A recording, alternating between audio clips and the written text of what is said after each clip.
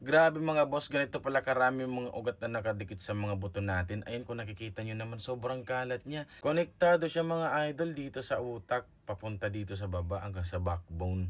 Linisin natin mga boss para magandang tingnan, no? So ayan na mga boss, okay na, binukod ko yung pula sa blue para mas madaling hanapin. Nakakonekta na rin siya dito sa pinakababa, tapos konektado din sa utak. So maganda na siyang tingnan, hindi na siya makalat mga boss. At meron din akong ginawa ditong standard hydraulic version. Baka gusto nyo mga idol, mag-avail kayo. Ito siya mga boss, tingnan nyo naman, ang ganda. Ito may nilagay ako ditong shock absorber mga idol.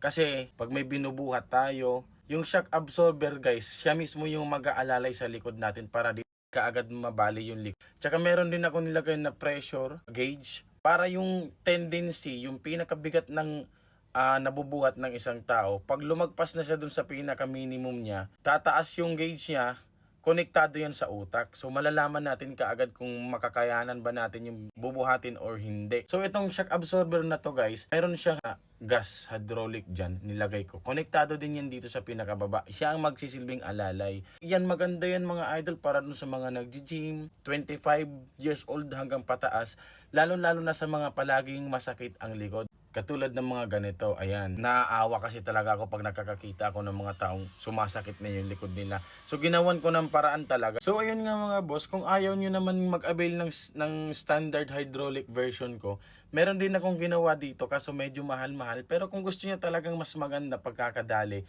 ayan mga boss, sobrang tibay niyan, sobrang ganda niyan. Ito ang tinatawag kong Super Carbon Hydraulic Premium. Nakikita nyo mga idol, carbon po yan, totoo po yan kahit carbon Lodi. Yan yung shock niya. Tingnan nyo naman guys. Napakaganda ng shock absorber niya. Napakaganda. Neon green yan.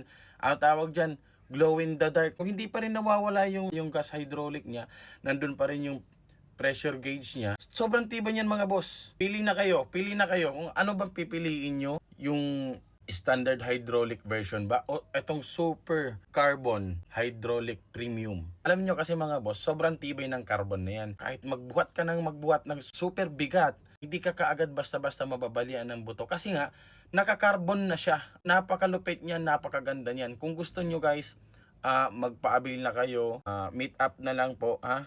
Sa mga gusto magpagawa, message nyo na lang ako.